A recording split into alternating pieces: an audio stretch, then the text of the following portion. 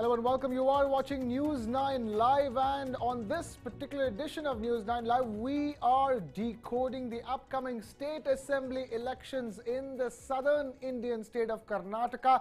And that's because there are lots happening. Lots happening with the incumbent government, the party, the BJP, and also the challenger, which is the Congress party. Lots going down in Karnataka, mainly because of a few events happening over there. With just a few months to go for the crucial Karnataka state assembly elections, the Bharatiya Janata Party has pulled out the big guns now. Party's president JP Nadda was out and about today with his mega Sankalp Yatra. Now the battle for tickets is intensifying within the BJP after former Chief Minister B.S. Yediyurappa was forced to call off his own Vijaya Sankalpa Yatra in the Chikmagaluru district of Karnataka last evening. And get this, it was BJP workers who staged demonstrations against the BJP stalwart due to a protest within the party against a sitting MLA MP Kumaraswamy. Yediyurappa, a four-time chief minister and arguably the BJP's tallest leader in Karnataka, has also caused rumblings within the party's internal unit, seemingly due to his intention of passing the baton to his son B.S. Vijayendra for the Shikaripura Assembly constituency. Now, amidst all of this, many dominant communities in the state of Karnataka have called for higher representation, and to fulfill that demand, every party is trying to outdo another. Meanwhile, the Congress Party's Central Election Committee CEC was meeting today to finalize the list of campaigners for the upcoming elections anywhere between today and the 20th of March. And to understand what all this means, what is the ground situation, we have a couple of very special people joining us from Ground Zero, which is Gautam Shankar, editor of South India, joining us on this broadcast, and also Mr. Bhaskar Hegde, editor of TV9 Kannada Digital, joining us. Gentlemen, thank you so much for taking time out to be with us. But before we take this across to these gentlemen who are joining us from Karnataka, let's quickly have a chat with our good colleague Brijesh Pandey, who continues to be with us here in the studios for all these important political discussions. Brijesh, again, semi-final year, cliche, so to speak. Karnataka is a very important scheme of things. The one foothold for the BJP in the whole of South India, and that seems like it's slipping with the amount of infighting that we're seeing within the party. But talk to us from the beginning of the importance of JP Nadda's presence on the ground in Karnataka starting today. Well, I wouldn't call it semi-final because you rightly said it's a cliche, because this 2023, the Karnataka holds a lot of significance for both BJP and Congress party. For Congress party, it's not a semi-final, it's a fight for survival. If they lose Karnataka, then the chances of them of winning Madhya Pradesh and Rajasthan looks very bleak. And if they don't retain Chhattisgarh, slightly hyperbole, but if they don't do it, the BJP, Congress would be at its nadir. One power in one state, that is Himachal Pradesh. For the BJP, which has been going for a massive southern surge push, we have seen what they have been trying to do in Telangana, a constant fight holding the national executive there, and the amount of, visits. The Prime Minister has made 3 visits to Karnataka. It shows the kind of significance Karnataka has for the BJP scheme of things. This is their only state in South. If they lose this state, then the southern surge story, the narrative around it goes kaput. So they would not want to do it. They are in not that strong a position. But what the biggest challenge for the BJP right now is, more than Congress, is the infighting which is going on. And I think the challenge for JP Nadda is to ensure that the infighting doesn't sink the BJP's ship. And in that sense, he's come into Karnataka at just the right time. We saw those comments back and forth between senior Karnataka BJP leader C.T. Ravi and his Yediyurappa's son Vijayendra. We've seen that back and forth happen just a day ago. And the fissures within the BJP are starting to show, the cracks within the BJP are starting to show. Even within the Lingayat community, Yediyurappa is starting to show. Brijesh, let's now quickly take this across to the gentlemen who have joined us from Karnataka to help understand this better. Gautam, we were just talking about the fissures within the BJP yesterday, and now talk to us with the presence of JP Nadda ji. Do you think that's coming at the right time to sort of ice the tensions within the BJP in Karnataka? Good evening, gentlemen. So, like you rightly said, it's coming at just the right time. JP Nadda is a strong tactician, and he will not hesitate to take the tough decisions. And he has shown that in the past as well, when he removed Arun Kumar, leading RSS Pracharak, for meddling too much in the party affairs. So, and he is here in Karnataka for 3 days. And besides the Vijay Sankalp Yatra and addressing rallies and campaigns, he will be sitting down the strong leaders, C.T. Ravi, Yediyurappa, and talking to them, trying to iron out the differences that are now surfaced. Like you pointed out, C.T. Ravi is one, but there are a number of pinpricks that are actually not just C.T. सुनाई नहीं Ravi. दे रहा We have to talk. We have Somana, who's been demanding, who is very likely to leave the party, but he's being pacified a little bit. The BL Santosh factor is there. Then a very good person that he brought in, Nalin Kumar Katil. So all of these actors are just growing on the edge, and the more they're going to delay the announcement of the tickets, and this sort of rebellion that we saw with Yediyurappa that happened yesterday, we could see a lot more of that. We could see a lot more of that. The words coming in from Gautam Shankar. Let's take this across to Bhaskar Hegde as well. Bhaskar Hegde, how do you read the situation within the BJP at this stage? A Yediyurappa rally has been cancelled because of BJP workers. Yeah, it's quite natural because there's an anti-incumbency against the local MLA, MP Kumaraswamy. It was much expected, I guess. So we can't extrapolate it into a kind of entire state. So in the sense that Yediyurappa may not see this kind of backlash in any other constituencies, I think it looks like a phenomena in the local constituency. Okay, it's a phenomenon. The local constituency is the word coming in. But fact of the matter is that you've seen an issue with the ticket for Bommai as well. That is also another issue the BJP is grappling with. Yes. One thing probably I think I would like to just bring it to kind of, expanding this discussion. See, what you mentioned about JP Nadda, we also have to take note of Amit Shah's visit, Union Home Minister and a kind of Chanakya of BJP, frequent visits in the past. And of course, Prime Minister himself has visited 4 or 5 times in the last 4 or 5 weeks. And it's basically the BJP's stalwarts from the nation, I mean, Delhi, they are visiting Karnataka and they are trying to basically neutralize the anti-incumbency factor. The more than these rumblings within the BJP is in power for the last 3.5 years. It is facing a kind of anti-incumbency. These 3 big leaders, JP Nadda, Amit Shah, and Prime Minister himself, they are trying to neutralize the anti-incumbency. So that is a crucial factor, which I think is a very big factor in this particular discussion.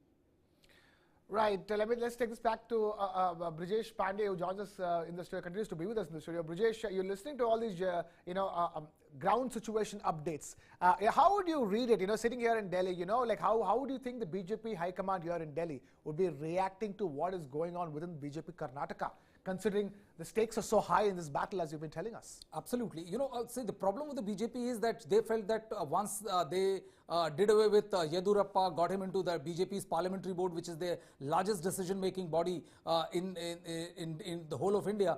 And after that, the Prime Minister being seen on the stage holding Yediyurappa's hand, sending all kind of right messages. And the messaging was spot on. Everybody felt that, the due has been accorded. They didn't want to send a message to the powerful community from which Yediyurappa comes from.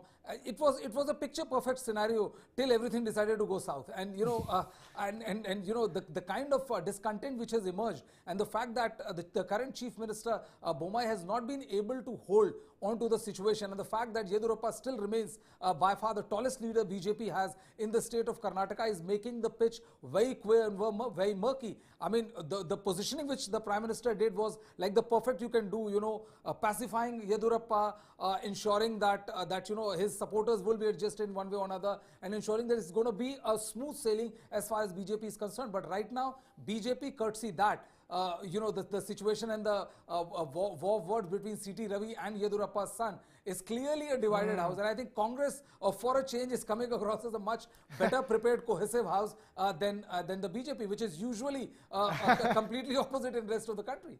That's quite something to say, isn't it, Gautam? The fact that in all this confusion, the Congress seems like it is more organized, and that's quite a statement to make, because the accusation against the Congress party across the country be it state elections, central elections, they're not organized enough. But, let's keep it with the BJP at this stage, Gautam. Now you have Naddaji, he had a bike rally which he flagged off at around 5:30 in the evening today. There's so many activities lined up. It's a 2-day trip. It's on the 17th and the 18th as well. What do you see transpiring by the end of this trip? At the end of all of this, what do you think the BJP High Command is hoping for when it comes to getting BJP Karnataka together? So for Nadda to be here, it comes at a very crucial time. Like you said, this right as we speak, the Congress Central Election Committee meeting is still going on. So there'll be no doubt that the BJP leaders will be keeping a keen eye on the developments that will happen over there. They will be looking out for the 150 odd names that are going to be announced. And this is where they will have to settle a formula, because we are less than 2 months away that's left for the elections. And with that being the scenario, BJP is still nowhere close to being organized with their candidate list. And like Brijesh rightly said, it seems like Congress seems to be the one that seems to be better prepared this time. But it definitely, Nadda will have to settle this issue. Remember, on Monday, Rahul Gandhi will be visiting Belgavi as well. So right ahead of this visit, the Congress will want to release the list. So this will be one of the primary factors that he will want to address by his time. Gautam, hi, Brijesh this side. I wanted to ask you a question. What exactly is the turf war between C.T. Ravi and for the viewers back here in Delhi, the turf war between C.T. Ravi and Yedurappa? Why would C.T. Ravi want to pick up Yedurappa when Yedurappa is given away, the best farewell possible, Prime Minister holding your hand, patting around, putting his arm around his shoulder, and, all kind of glowy orbits, if I may say so. And then how come this sudden, fissure between C.T. Ravi and Yedurappa's son? What exactly was the trigger? Yes, like you rightly said, the kitchen knives are out, and that was evident in the statement that he made. But you need to take note here, this wasn't so much about targeting Yedurappa as it was about going after Vijayendra. Because, yes, Yedurappa's innings is more or less coming to an end. But the leaders in the BJP see Vijayendra rising through the ranks.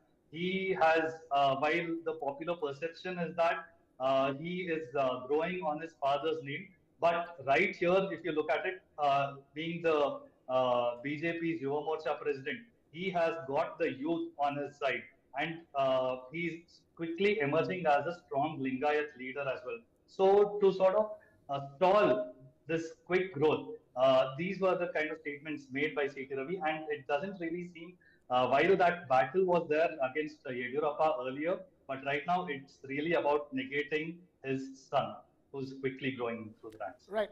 Talking about negating the son, I want to bring this back to the entire tickets for the election, because that's where it all lies right now. Be it the BJP or the Congress party, who gets the ticket, who doesn't get the ticket. I already asked Bhaskar Hegde this question. I'm going to ask Gautam you this and then take this back to Bhaskar.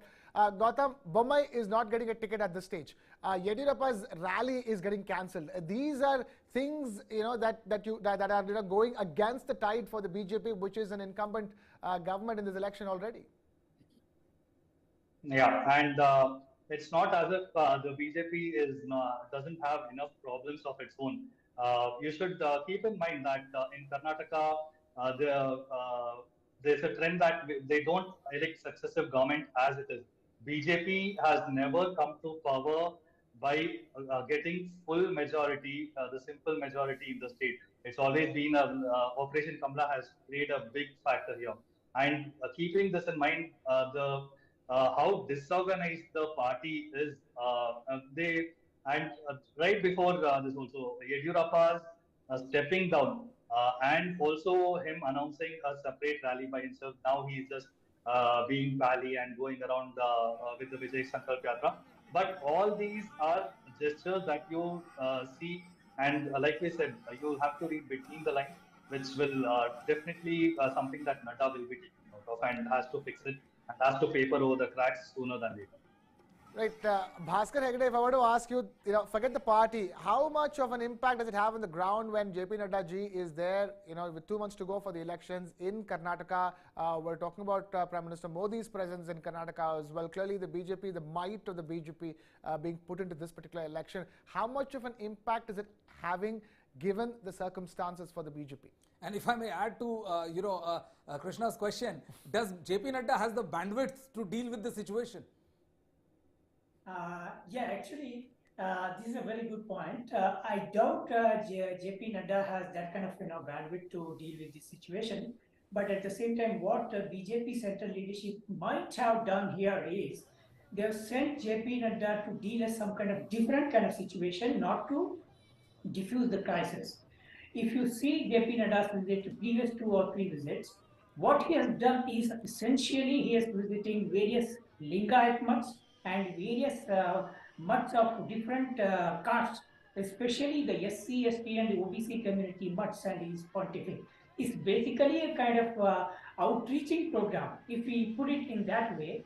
So doing so, JP Nadda's, I guess JP Nadda's mission Karnataka might be different than diffusing the crisis. His idea is basically to coalesce the various communities to bring more pontiffs together, and so that through that get the votes. Let me ask you this: are they sort of then preparing the pitch for the 2024 Lok Sabha elections with a visit like this, and not exactly the Karnataka State Assembly elections? Certainly, because if you see the 20 out of 28, BJP has 25. So obviously BJP has a very high stake in Karnataka, especially when Lok Sabha elections are concerned, particularly in South India. So therefore, I think it's a kind of both way. You sow the seeds now, it will certainly reap benefits in 2024, I guess. But Mr. Bhaskar, see, the thing is also that if the BJP remains this divided house and the Congress manages to win and win decently, if they get an absolute majority, don't you think it's also going to clear path for 2024?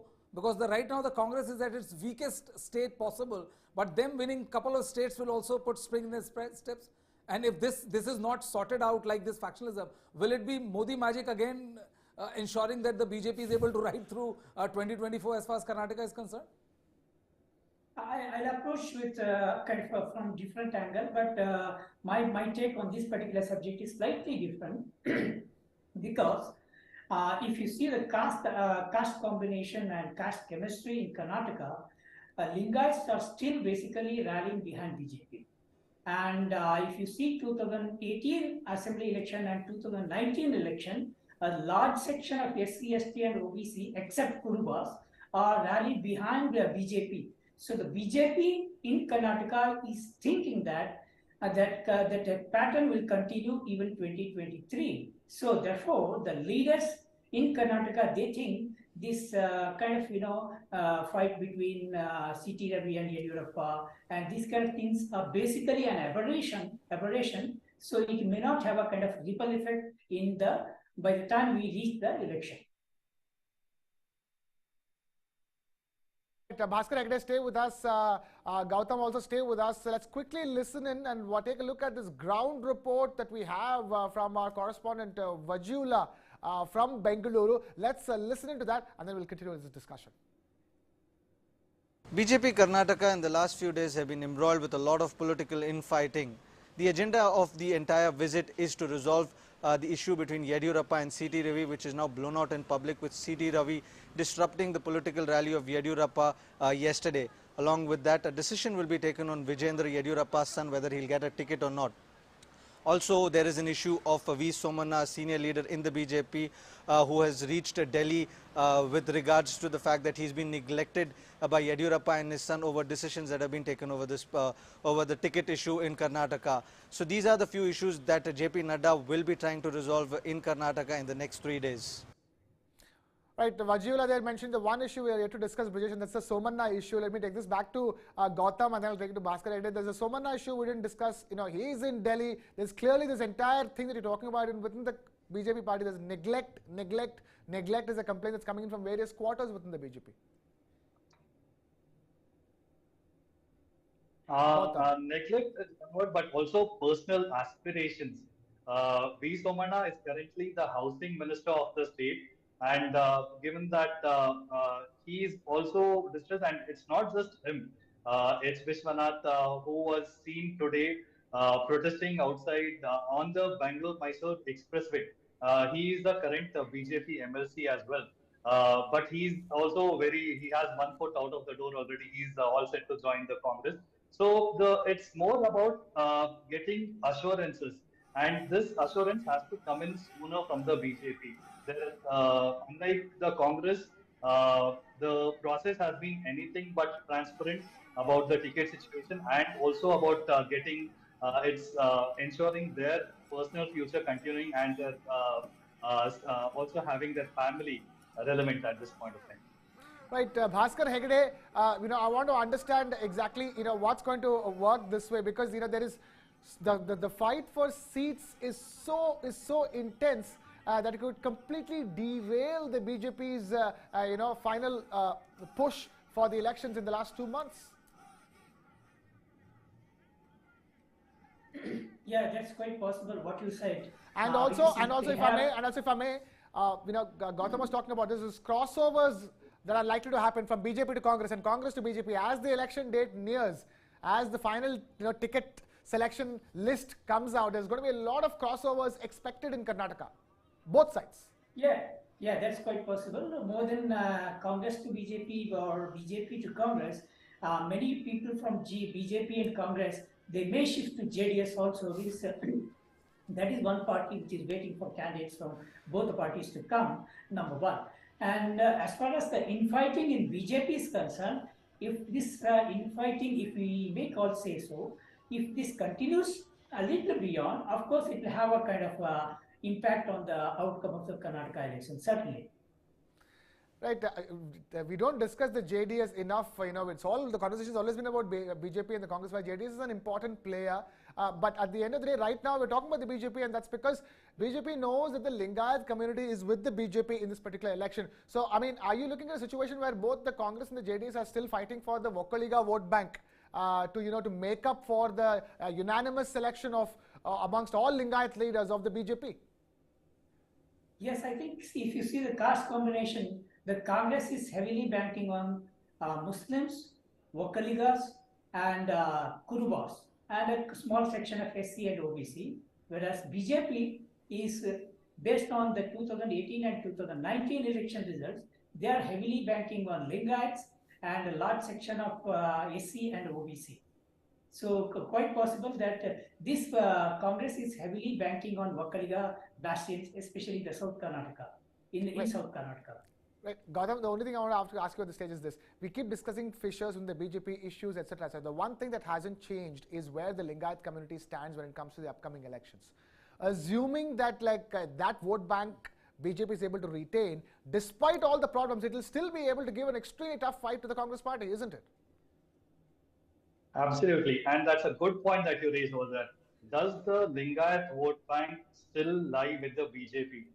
Remember in 1990s when Rajiv Gandhi had removed Virendra Patil, the Lingayat community rebelled against the Congress government then, and since then their loyalty has remained with the BJP, and then Yediyurappa was able to capture their imagination, and now with Yediyurappa being sidelined, their tallest, their biggest Lingayat strongman that is there, it's very important that they need to consolidate the Lingayat vote bank. Remember in the last elections as well, it was about 38 MLAs that were elected from the Lingayat community for the BJP. And with that being the scenario, before they look at the other vote banks, the Vokaliga, the Kuribas, the consolidation of the Lingayat vote bank is going to be very crucial for the BJP this time around. Right. I wanted to quickly then shift it to the other one. It's not like the BJP doesn't have a stake in the Vokaliga vote bank also. Talk to us, how does these communities vote? If Lingayats are very unanimous in their choice, are Vokaligas more fractured in that sense? You have different factions of Vokaligas supporting different political parties from JDS to Congress to BJP? In a manner of saying, yes, that's true. But their overall loyalty in the old Mysore region and the southern India where they're concentrated they have basically given their loyalty to the Gowda family, the JDS. In the 2018 elections, about 23 MLAs out of 30 odd that the JDS got were from the Vokkaliga community itself. And then they switch over to the Congress, is about 11, and BJP as well. So if you look at that, this is a bit of a divided house, but largely they tend to go with JDS. And that is why they are fracturing this mandate is going to be crucial for either Congress or BJP to come to power this time. Right, Bhaskar Hegde, I want to ask you this in that sense. The BJP, is it banking too much on the Lingayat vote bank? Is it doing enough to, get snatch away Vokkaliga and Muslim vote banks from other parties? How do you rate the strategy of the BJP so far with 2 months to go for the elections? Yeah, as you rightly said, they have been trying to win over kind of a section of Vokkaligas, but unfortunately in the past they could not do so. And last week when Prime Minister Modi inaugurated Bangalore-Mysore Expressway, he made a fresh bid in this regard. So I doubt this may come through in this election, but this may happen in the long run. That's part one.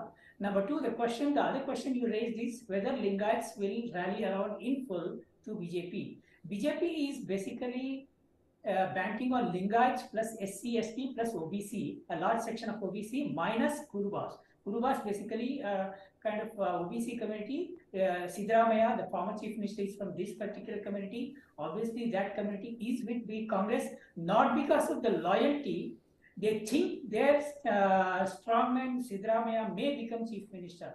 So they may shift loyalty if they realize that their man, if he fails to become CM, the Kurubas may shift loyalty. This is basically among three communities: Vokkaligas, Lingayats, and Kurubas. Right. Whichever community.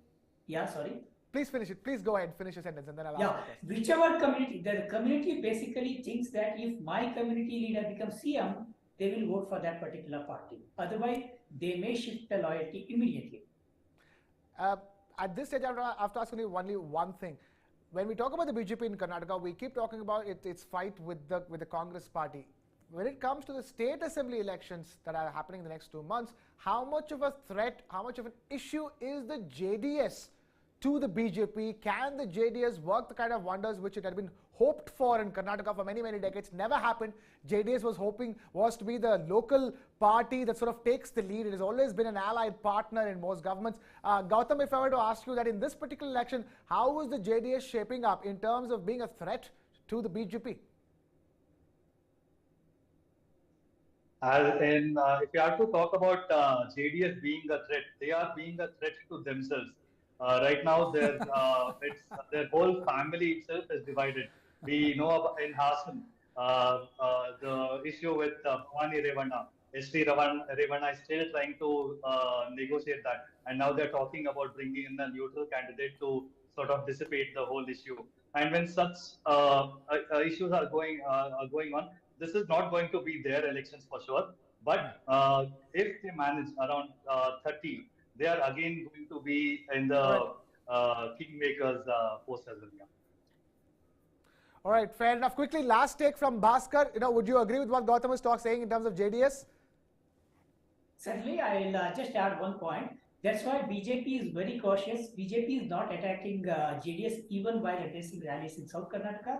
They are basically attacking Congress. It's a kind of, keeping this third option open. All right. Fair enough, fair enough. So that's the strategy, Brajesh, with the BJP. It's very clear what is going on in Karnataka. Now, these two gentlemen have just really broken it down for us. The interesting part is that every party is grappling with one key issue, which is the division or the dissension within the party. And everybody is grappling with the issue. Right now, BJP seems to be like ahead of the other parties. Ahead of the curve when it comes to infighting. Another curve as far as infighting is concerned. But I think, I mean, you know, the Congress, I think the situation cannot get better than this. If they win Karnataka, you know, it will, you know, getting a state doesn't only mean that you get power in one state. You know, there are 50 other things get attached. You get money to fight elections in other state. You know, it works wonders for your morale. Chain reaction. Chain reaction. You can have 500 Bharat Jodo Yatras and there's one win. You know, it's an unbelievable level of. It's like getting it's like you can play nets. It's nothing like getting a 50 or 100 in the match. Absolutely. It's like winning an election, state winning election is like that. So if they are able to do that, I think for the Congress, they can actually start hoping for a decent score as far as 2024 is concerned. Right. Brijesh, on cue over there, because, you know, we have sort of ended the first half of this entire discussion of decoding the Karnataka State Assembly elections. We've discussed the BJP because JP Nadda ji is in Karnataka, you know, cooling the tensions within the party. A lot is going on. Seat sharing, ticket list is going to come out. We'll see how that plays out. But in the meanwhile, we'll have to understand what is going on in the opposite camp, which is the Congress party's camp, and that's what we'll be discussing. But for now, we wrap up this section of the discussion on decoding Karnataka elections.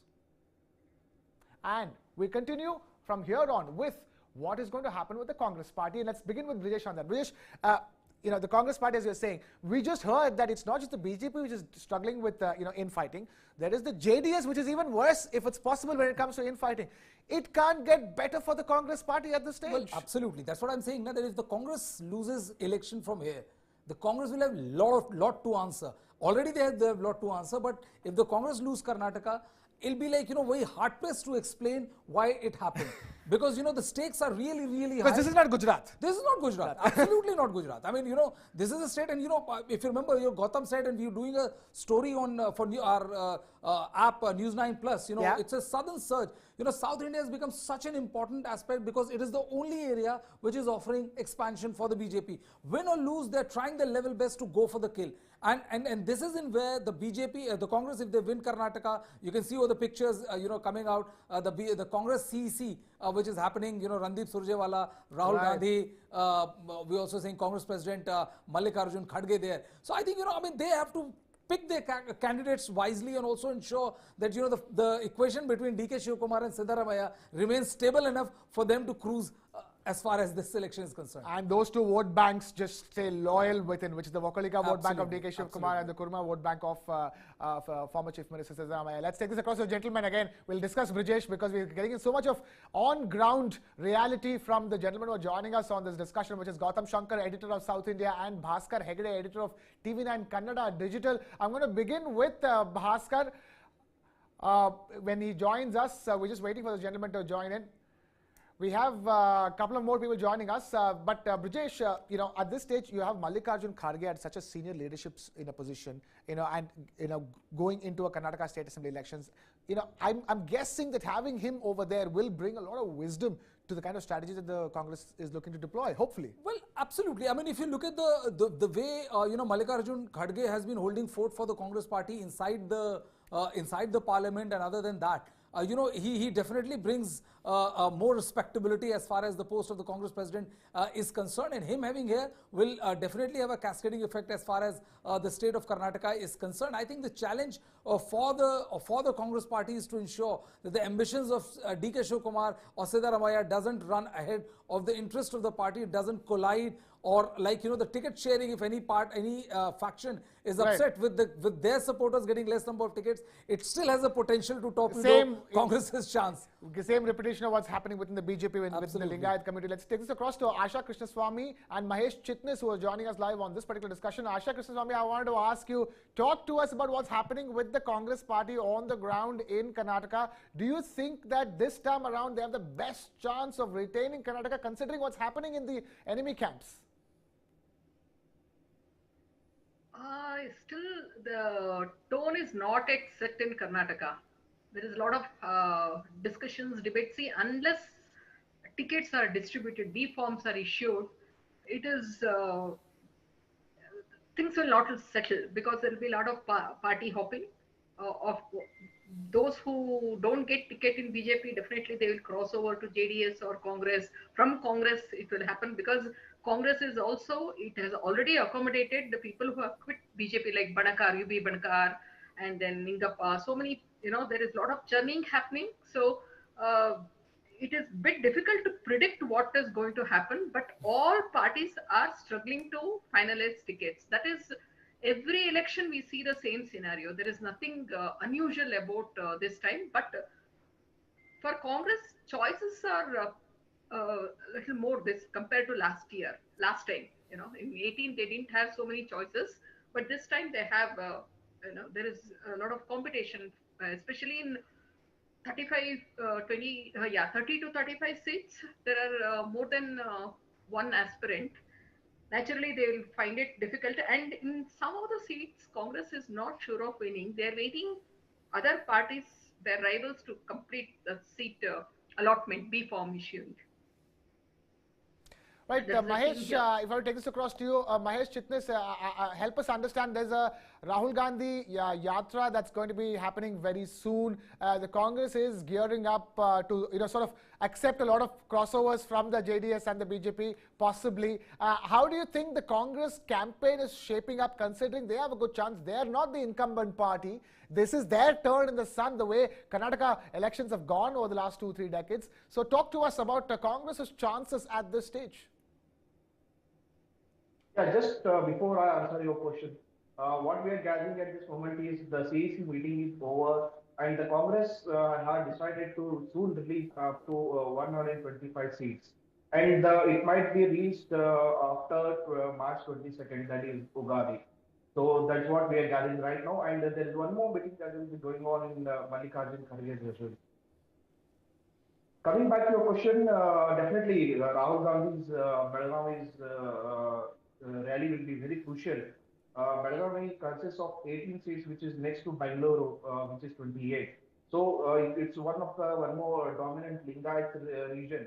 So it will be very crucial for Congress to how they build the narrative and take it forward. What we have seen from the past 15 days, there is no proper narrative that the Congress is going ahead. Till now, they were fighting on the agenda of corruption and targeting the opposition. But from the past few days, they are completely silent, and we don't see anything that is coming from the Congress side. Right, Mahesh Chitnis, they're getting us a perspective. Asha, if I were to ask you, how in terms of gauging the mood in Karnataka, and it's not simple, every part of Karnataka votes differently, and you have this Rahul Gandhi rally starting from Belagavi. Talk to us the symbolic significance of starting the rally in Belagavi, and what exactly is the state of play for the Congress party on ground in Karnataka at this stage? In Belagavi, Congress is not on a very strong, as Mahesh pointed out. Yes, Rahul Gandhi, how well he gets, connects to the people on the ground is important. Like Bharat Jodo traveled across Karnataka. I mean, it covered so many districts, but what is the outcome? That Congress has not been able to consolidate and tell people that, see, Rahul Gandhi walked across these places, and then this is the outcome. They have not been able to, in Karnataka, at least nobody is discussing that Bharat Jodo and that rally, or how Rahul Gandhi, it's local leaders who are going to play a vital role, I don't think, at least if Priyanka Gandhi, if they had tried to bring her, probably people, Congress would have been rejuvenated. But Rahul Gandhi's impact, especially in Belgaum or northern Karnataka, no. If at all Congress do well, that is what they want to believe. So definitely it will be because of the local leaders, not because of Rahul Gandhi. That's very Mahesh, clear. Because hi, Brijesh this side. I just wanted to ask you one question about, we've spoken a lot about how, regional parties are the one which is giving BJP a tough fight, be it West Bengal, be it Delhi or any other place, many other places. For the Congress, it is the regional leaders which are providing victory for the Congress party, and Gandhis have kind of become a liability rather than an asset as far as the party is concerned. So do we see more of Rahul Gandhi in Karnataka, or do we see just a judicious mix of Rahul Gandhi coming there for a couple of 4-5 rallies and that be it, and Siddaramaiah and DK Shivkumar run the party or run the campaign? I think your second point holds much good here, Brijesh. Rahul Gandhi's formula might not work much in Karnataka because the aura DK Shivkumar and especially Siddaramaiah has in Karnataka is uncomparable. He is seen as the mass leader of Ahinda. which takes up to all the OBCs, minorities, and Kurbas to which he belongs to. So Siddaramaiah and DK Shivakumar are the one who will be, completely the Congress party will be depending upon. Right. I just want to understand one more thing also. In the scheme of things, how much of a problem is the JDS for the Congress party in this particular election? Because from what we understand, there's so much going on within the JDS that, neither the Congress nor the BJP is worried about the JDS at this stage. Is that true, Asha Krishnaswamy? Yeah. Except in the Mandya region, that is old Mysore, what we call 4 districts. Otherwise, of course, Mr. Kumaraswamy has been on his legs and he has been touring and he is sweating. But beyond him, there are no leaders. Even his father has not been able to join. He may be a good strategist, but not able to go to the field and talk to people. That is because of his health and age factor. And then even the whole family is not going. I mean, they have so many MLAs or political leaders in the family. Even that is not going as a unit. Only like Mr. Revana and his wife and his son confined to Hassan. So definitely Congress and BJP has to be on guard. Or and when it comes to Okaliga belt, definitely Mr. Devegowda or his Devegowda we call clan. It has more control, but that is limited to say about 20 to 27 seats. That's all. What about Northern Karnataka? And huge. Karnataka is quite a 224 seats, and then it's a problem mainly because it is people. It's not that youngsters. Even I was touring Tumkur. I heard a lot of people talking good things about Mr. Kumaraswamy, but that party is not in a position to reach out to the masses. Campaigning is a big problem. Big problem. Yeah, right. As far as the Congress party, right. As far as the Congress party is concerned, what I'm trying to understand here is, Mahesh, when it comes to keeping the Vokaliga vote bank together, with DK Shivakumar as their star campaigner for the Vokaliga vote bank, how much of it do you think will they lose out to the JDS this time around, or do you think the Vokaliga community will be more united in putting their might behind the Congress party, considering they have a better chance of forming the government than the JDS? Yeah, we have seen in a couple of rallies where DK Shivakumar openly indirectly asking the support of Vokaligas, saying that you have a better chance this time, so decide very carefully. That means he is directly indicating that I am the chief minister candidate and Vokkaligas have a much, much better chance if you vote for me. So the message is directly clear from DK Shivakumar that seeking support from Vokkaligas. But coming to the Vokkaligas, one section of Vokkaligas, definitely the old timers mostly might go back to Devegowda and family. But the first time voters, the youngsters, those will be the ones which might be the change in this upcoming election. Right, Asha Krishnaswamy, clearly the younger Vokaliga is very good chance that they could be going the Congress way this time around. For the Congress party, there is a Siddaramaiah factor. Siddaramaiah is such a known face, such a for so much goodwill, has been the chief minister. He has a vote bank of the Kurma vote bank. Can you talk to us about the impact of Siddaramaiah and the relevance of Siddaramaiah for the Congress party in this particular election? Yeah, see, we have three vote, who can influence voters. That is one, Mr. Devegowda indeed, and then Mr. Siddaramaiah, and then of course Mr. Yediyurappa. Yediyurappa is continuously he is campaigning. Mr. Siddaramaiah is also every day he is campaigning. For Kurva community, Mr. Siddaramaiah is the only leader, so he can influence, he can bring votes. And then he has his own fan following within the party also, all communities. It could be Lingayats, it could be Vokkaligas, one or two maybe. Because they had worked with him. They know that if they go with Siddaramaiah, they will be benefited if the party comes to power. So in that way, it is polarized. So Mr. Siddaramaiah has a lot of, but look at the irony, the person who can bring seats, who can influence voters, doesn't have a seat where he can easily, comfortably, he can contest. He can't just file and forget nomination paper. So that is a problem in Kolar. He will have to campaign. He cannot go across the state unlike Mr. Yediyurappa last time, he just filed the papers. Last day, I think, last day of the campaigning, he went there. Is that assured? Even DK Shivakumar can afford to do that, but Right. not Mr. Sidramaya. But definitely, he's a crowd puller. Right, talking about DK Shivakumar, DK Shivakumar, Asha Krishnaswamy, let's listen to what DK Shivakumar had to say in the run to the election.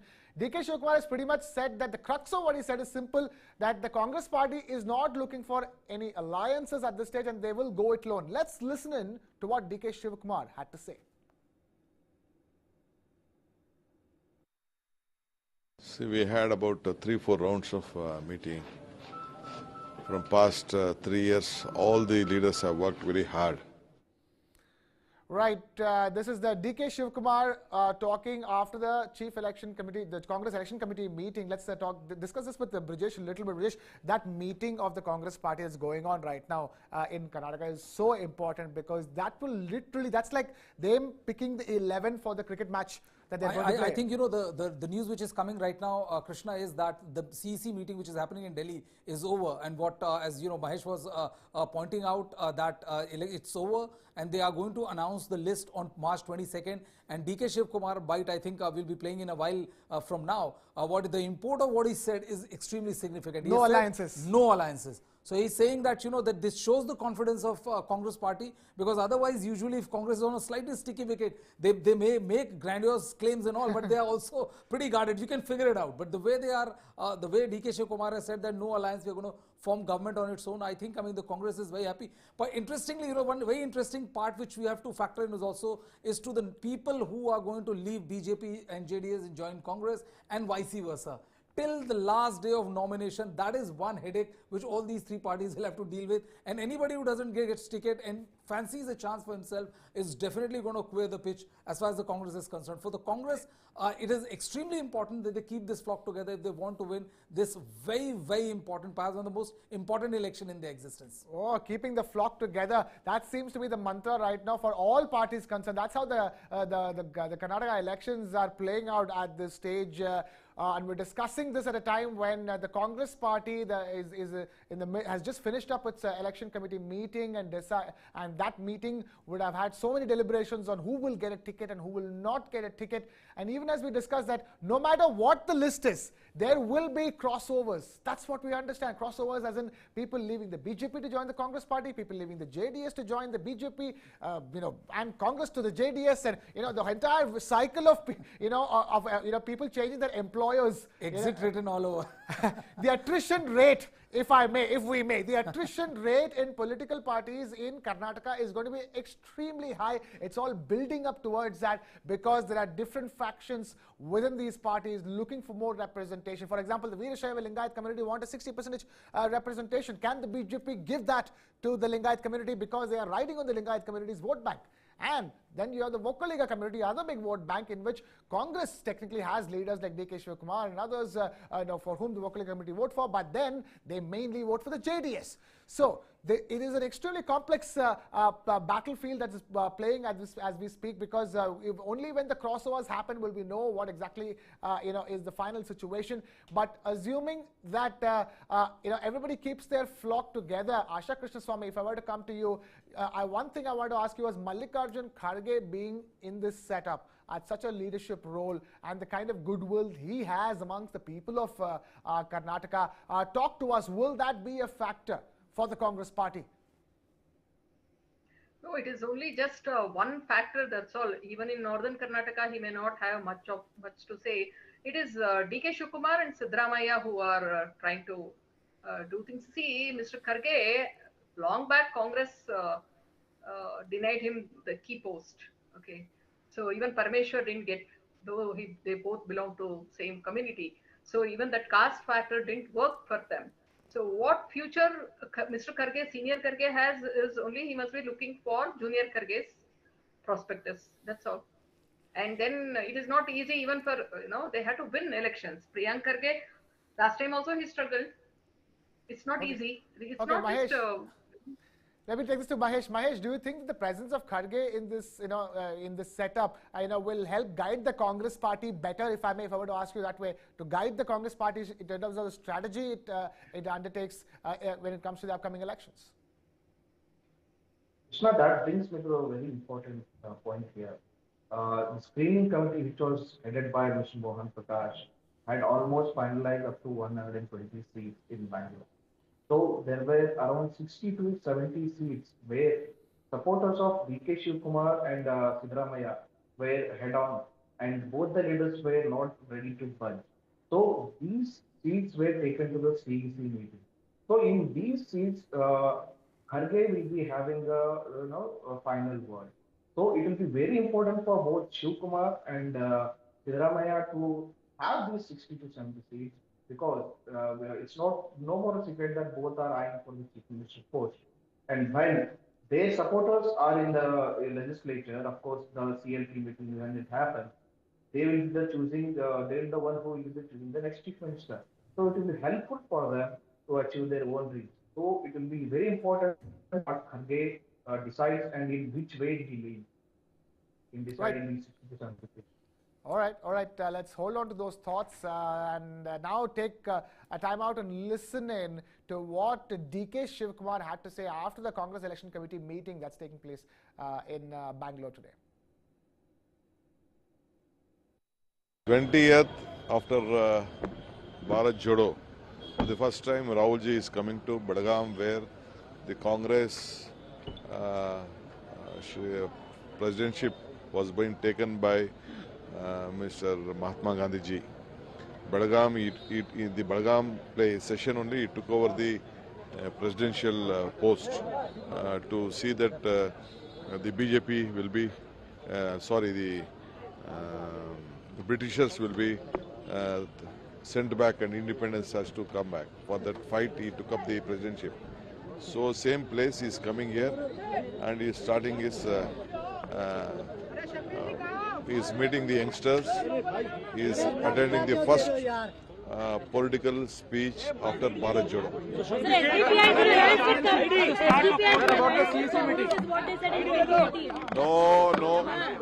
No alliance with anyone.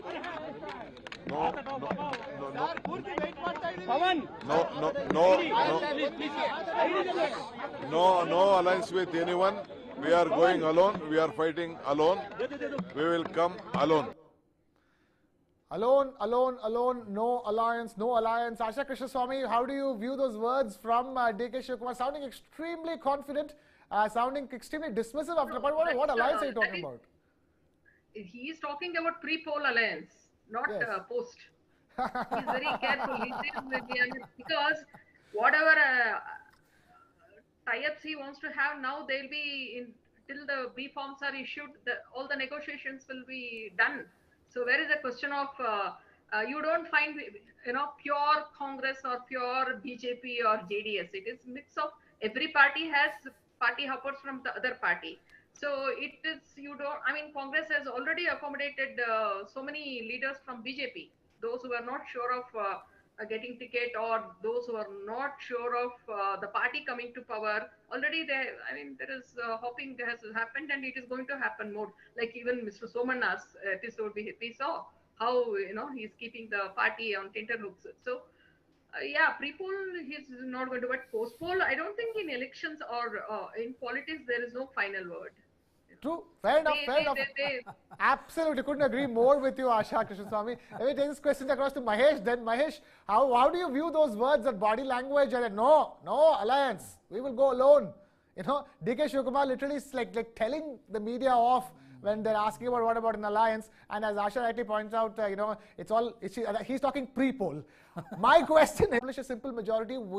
That question should be very tough to answer at this time. But I agree with what Asha said. Of course, he might be referring to the pre-poll alliance and the post-poll, but because definitely in the Vakkaliga heartland, JDS will try and get at least up to 30 seats. So that brings it very difficult for Congress to achieve something good in the North Karnataka region where BJP is very strong. So it leaves up to only Southern Karnataka and Kalyan Karnataka region. Even BJP is trying to make inroads in Kalyan Karnataka by giving the SCSTs and SCST reservation up to 15% for SCs and up to 7% for ST. And they are recently during the PM Modi's event, they also handed over more than 50,000 land deeds to the Gandhiga community and some other minority OBC communities. So definitely BJP is also trying to move the OBC community, which is the traditional vote bank of Congress.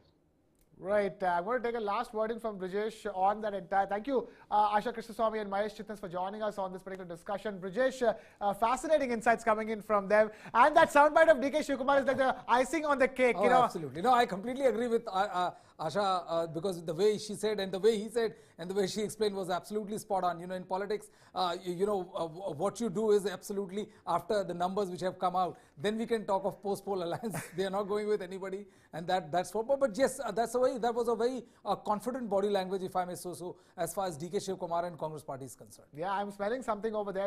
I think they see a good number, a final number for them when it comes to the seat count. But then, who are we? We are not the crystal ball gazers over here. We're just trying to decode what exactly is the ground situation. For that, we had people from Karnataka tell us. And with that, we wrap up this particular discussion on decoding the upcoming Karnataka state elections. Thank you all those who tuned into this particular discussion here on News 9 Live. Thank you so much for watching.